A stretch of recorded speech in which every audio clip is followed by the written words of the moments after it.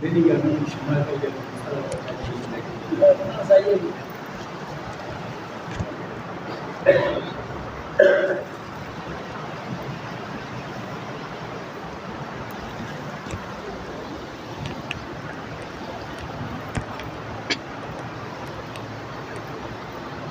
الحمد لله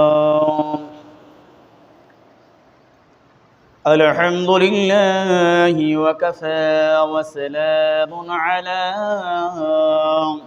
عباد الله الصالحين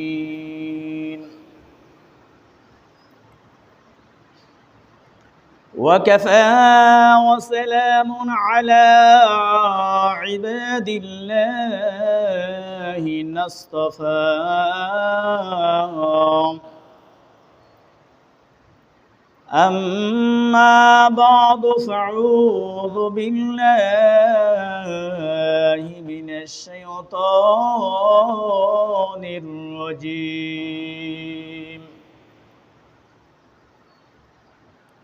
بسم الله الرحمن الرحيم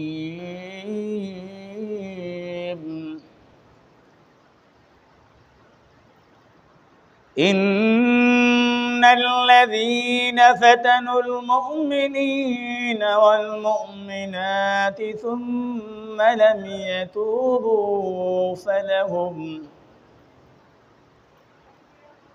ثم لم يتوبوا فلهم عذاب جهنم ولهم عذاب الحريق قال رسول الله صلى الله عليه وسلم من أحب سنتي فقد أحبني ومن أحبني كان معي في الجنة إن الله وملائكته يصلون على النبي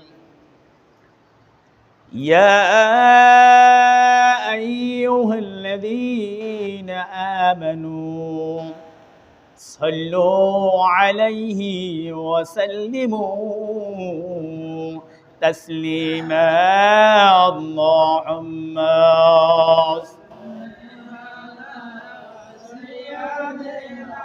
مولانا محمد وعلى سيدنا مولانا محمد اللهم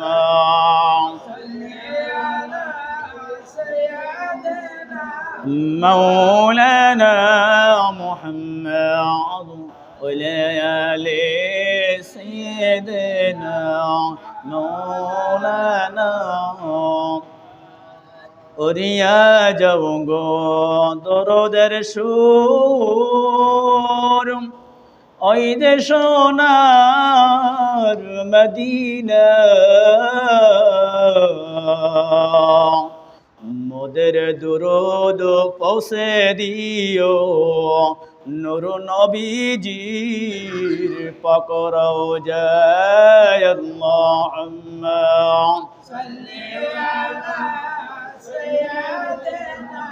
مولانا محمد وعلى سيدنا مولانا হাসান শহীদ জহরতে হুসাইন শহীদ কারবালায় জয়নাল আবেদিন বন্দী হইল ইয়াজিদারি জেলখানায় আল্লাহুম্মা مولانا محمد وليالي سيدنا مولانا محمد গৌরে মুসলিমে গনা সবাই নবীর গুণ গৌরে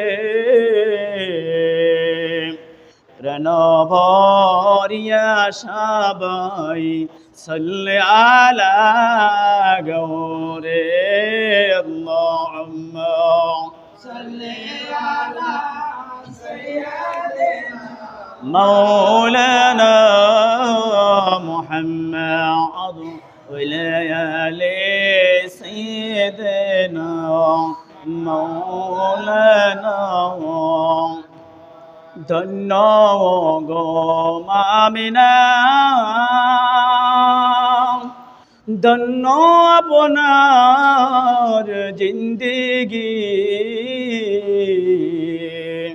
আপনার গর্বে জন্ম হলো রহমাতাল লিল আলামিন আল্লাহুম্মা সাল্লি আলা সাইয়্যিদিনা মাওলানা মুহাম্মদ ওয়ালায়ালি সাইয়্যিদিনা মাওলানা মুহাম্মদ প্রিয় নবীর সাহাবীরা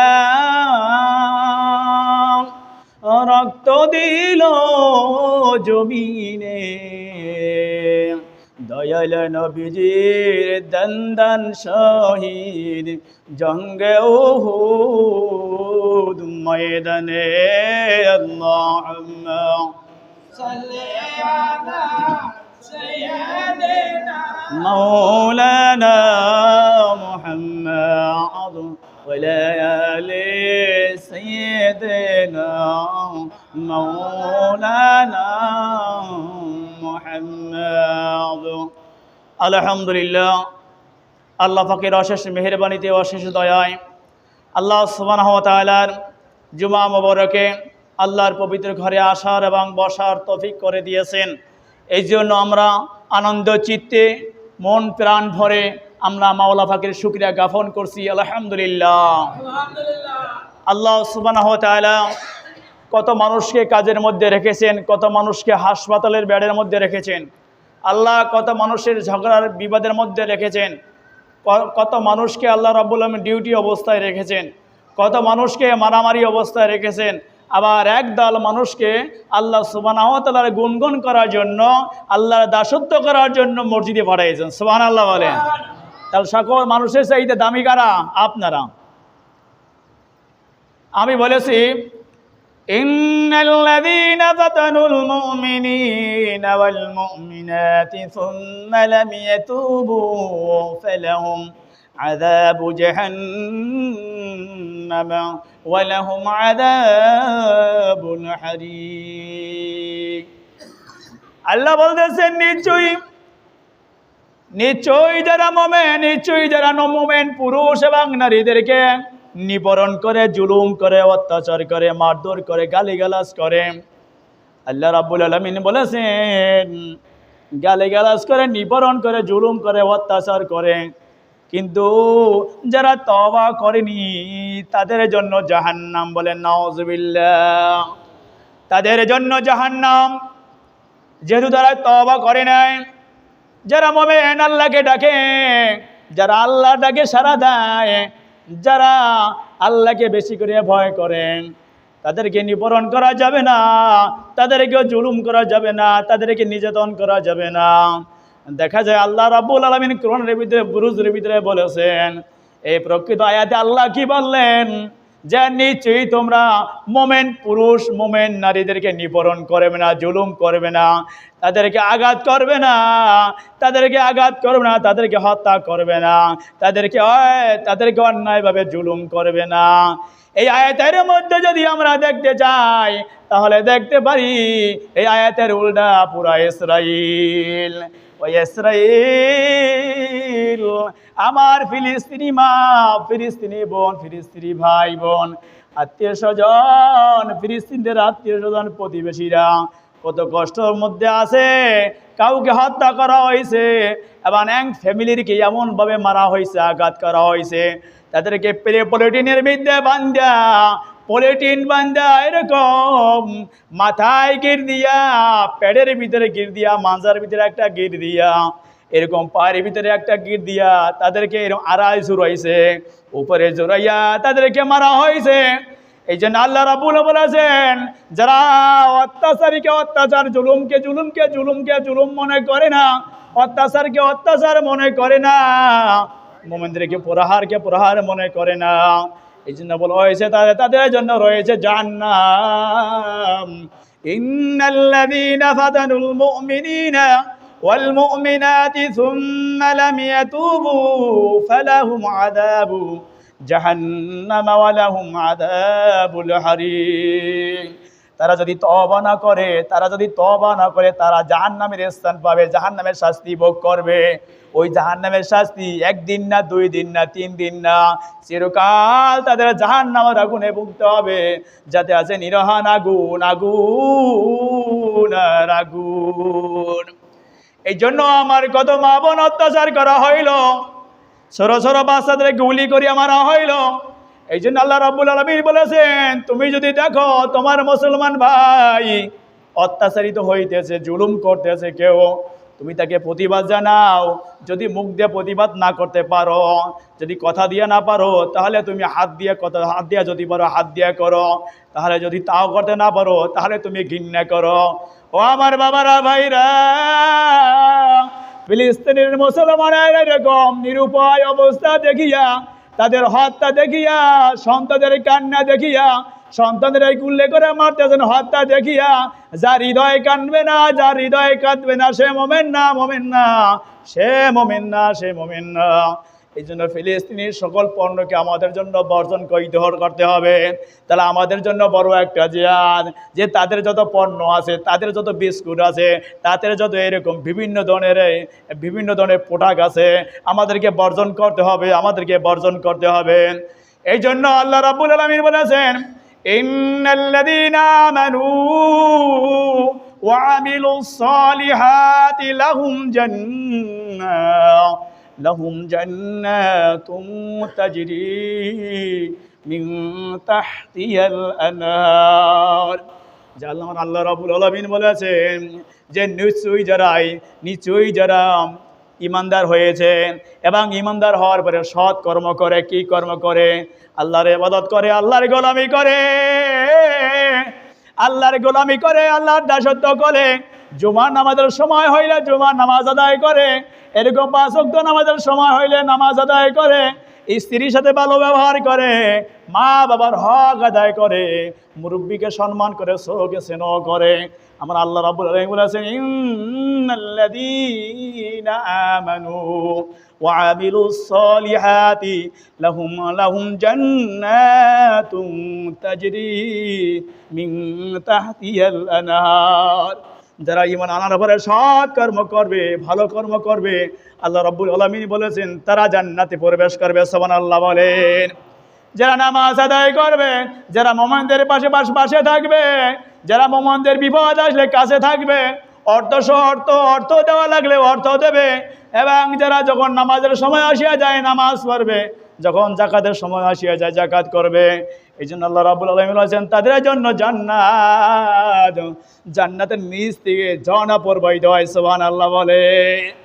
আমার বান্দা জান্নাতে যাবে, জান্নাতে যাওয়ার পরে যে যা নাজ নিয়ামত খাবে, আল্লাহ রাব্বুল আলামিন বলেছেন, হযরত আবু হুরায়রা রাদিয়াল্লাহু তাআলা আনহু বলেছেন যে নবী আকরাম সাল্লাল্লাহু আলাইহি সাল্লাম বলেছেন যে জান্নাতের ভিতরে যে নাজ নিয়ামত আছে, বান্দাদের জন্য মুক্তির জন্য, বান্দাদের খাওয়ার জন্য, বিশ্রাম করার জন্য, গোসল করার জন্য যে ঝর্ণা আছে, খাবারের জন্য যে ফল আছে, থাকার জন্য যে বাসস্থান আছে, আর ঘুমানোর জন্য আল্লাহ সুবহানাহু ওয়া তাআলা সঙ্গীর জন্য যে নারী আছে, ওগুলা যদি কেউ কল্পনাও করতে পারে নাই, আর পৃথিবী থাকতে কেউ কল্পনায় আসতেও পারে না, আল্লাহ কত বড় নিয়ামত জান্নাতে রাখছে। সুবহানাল্লাহ বলেন। কত নিয়ামত জান্নাতে রাখলো। ও সমুদা হাজিরিন, আমরা একটু চিন্তা করে দেখি না, চিন্তা করলে মাওলার পরিচয় পাইয়া যায়।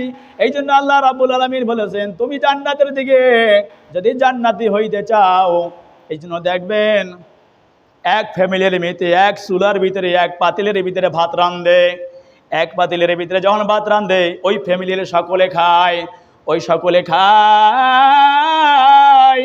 ওই ফ্যামিলির মধ্যে কেউ খাইয়া দাইয়া রোগ হয়, অসুস্থ হয়, অসবল হয়, সবল হয় না। আবার ওই একই চাউলের ভাত খাইয়া কেউ শক্তিশালী হয় কি হয় না।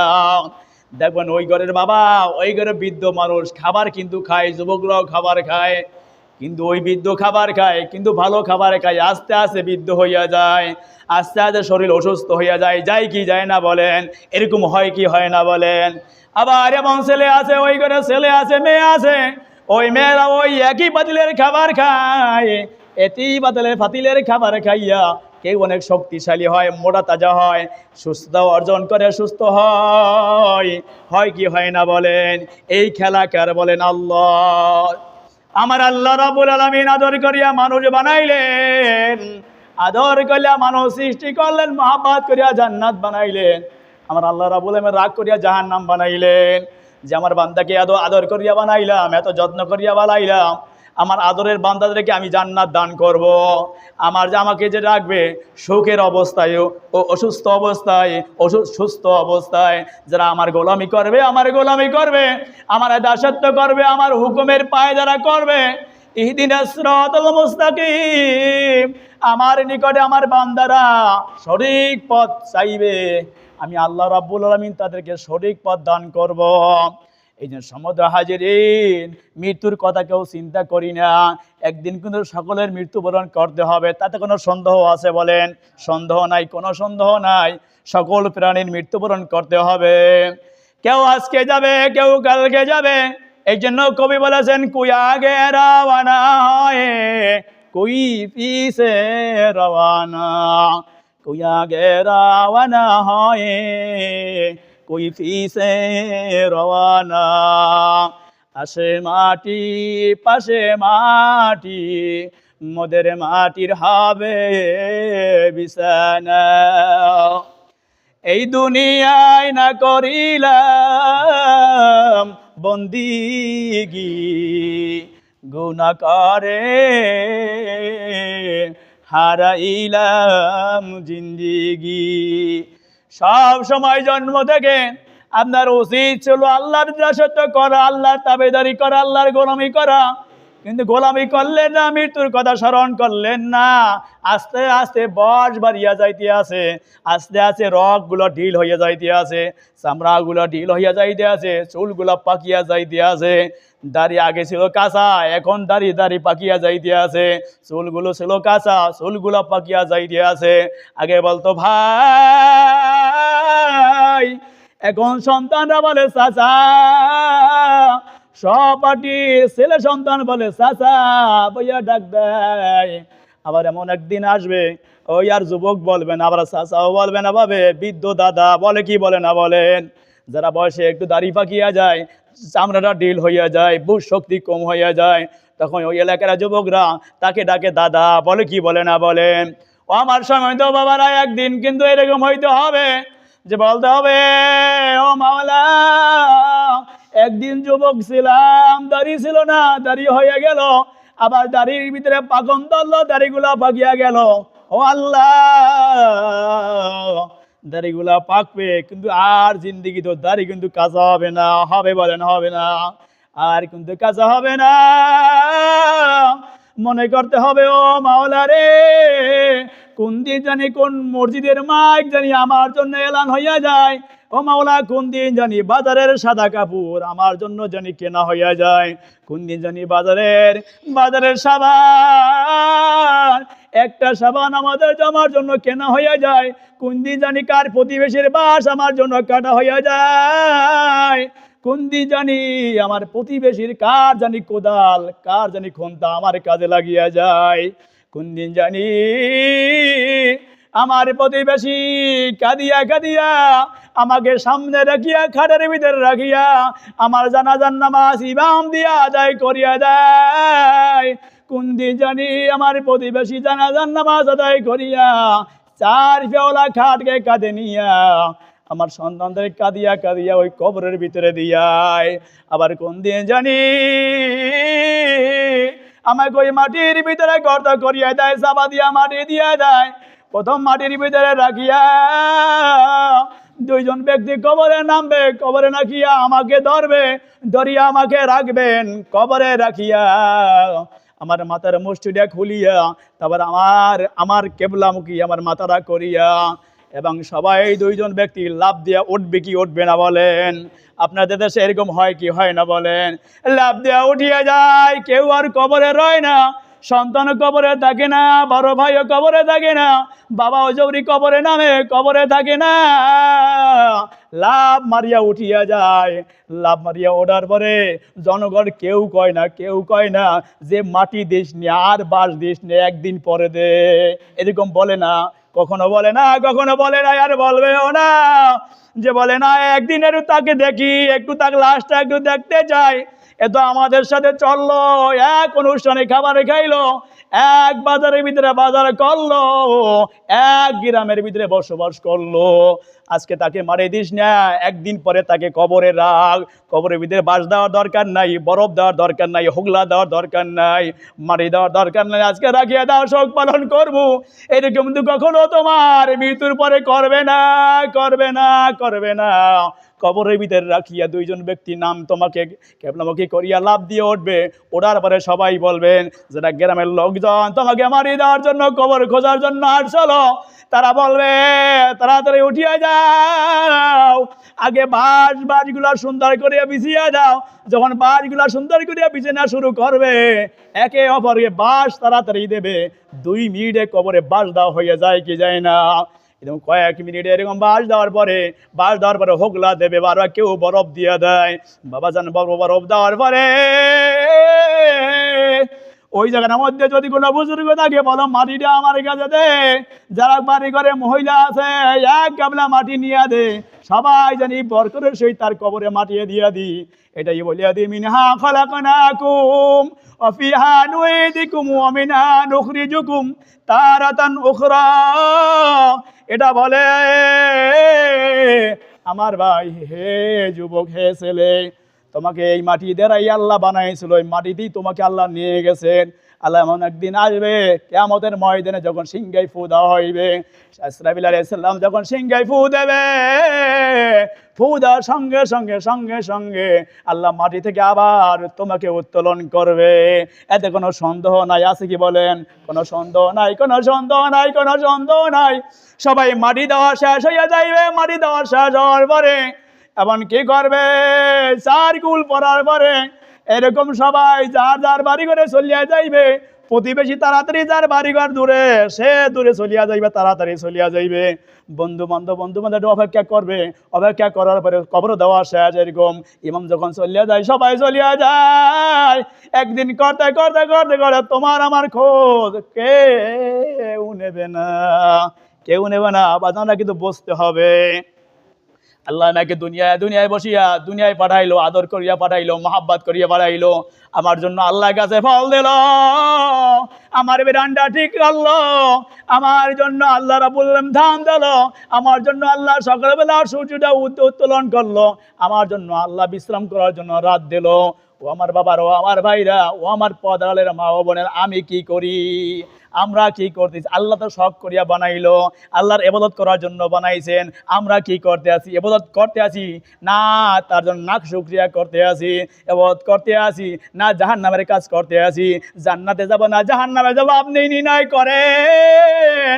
কিন্তু সাবধান, জান্নাতের মধ্যে কিন্তু ভালো নিয়ামত আছে, জান্নাতের মধ্যে কিন্তু সুখ আছে, শান্তি আছে, আরাম আছে, আয়েশ আছে। কিন্তু আমার দুঃখ বাবারা, জাহান্নামের মধ্যে কিন্তু লিনহান আগুন আছে, আগুন আর আগুন। ওই জাহান্নামের ব্যক্তি যখন জাহান্নামের তাপ দূর হইয়া দেখবে, এমন ভাবে চিৎকার মারবে, ওই চিৎকারটা যদি কোনো প্রাণী শুনতে পায়, কোনো মানুষ যদি শুনতে পায়, তো কিয়ামত পর্যন্ত পৃথিবী কোনো ফসল দিত না, গাছপালা আর জন্ম নিত না। এমন ভাবে চিৎকার মারবে। আল্লাহ যেন আপনাকে আমাকে সবাইকে যেন আল্লাহর প্রতি আমল করার তৌফিক দান করেন, বলেন আমিন। আল্লাহ যেন সবাইকে 5 ওয়াক্ত নামাজ পড়ার তৌফিক দান করেন, বলেন আমিন। আল্লাহ যেন সবাইকে মৃত্যুর কথা বেশি স্মরণ করার তৌফিক দান করেন, বলেন আমিন। এই জন্য আমরা ফিলিস্তিনের ভাইদের জন্য বেশি বেশি করে দোয়া করব। আমরা যদি তাদের বিপদের সময় দোয়া না করি, আমরা কিন্তু মোমেন না। কালকে আমাদের ময়দানে আল্লাহ আমাকে জিজ্ঞাসা করবে, হে মোমেন, তুমি তো মোমেন দাবি করো, তুমি তো আমার বান্দা দাবি করো, তুমি তো আমার গোলাম দাবি করো। আমার যে গোলাম ছিল ফিলিস্তিনি, তারা শিশুদেরকে মারছে, তুমি এর ভিতরে কোনো কথা বললা না, কখনো তাকে সুখের জন্য দান করলা না, তারা অনাহারে থেকেছিল, কিন্তু কাঁদতে ছটপট করিয়ে মারা গেছে, কিন্তু তুমি তো কখনো খাবার দিলা না। বলবে কি, বলে না বলেন? এই জন্য আল্লাহ যেন আমাদের সকলকে, যত মুসলমান রাষ্ট্রগুলো আছে, আল্লাহ যেন সবাইকে, আল্লাহ সকল মুসলমানদেরকে যেন আল্লাহ যেন হেফাজত করেন। যত কীট পতঙ্গ আছে, নাফরমান আছে, আল্লাহ নাফরমানদেরকে যেন আল্লাহ হেদায়েত করেন। সকলে বলেন আমিন। আল্লাহ নাফরমানদেরকে হেদায়েত করেন। যদি নাফরমান হেদায়েত না হয়, আল্লাহ যেন তাদেরকে ধ্বংস করিয়ে দেন, বলেন আমিন। আল্লাহ যেন আমাদের সকলকে আমল করার তৌফিক দান করেন। এই জন্য আমরা সবাই জানি 29 তারিখ, এই সামনে 29 তারিখ মঙ্গলবার, 29 তারিখ মঙ্গলবার। এই মঙ্গলবার আপনার আমাদের শ্রদ্ধাভাজন কাশ্যপ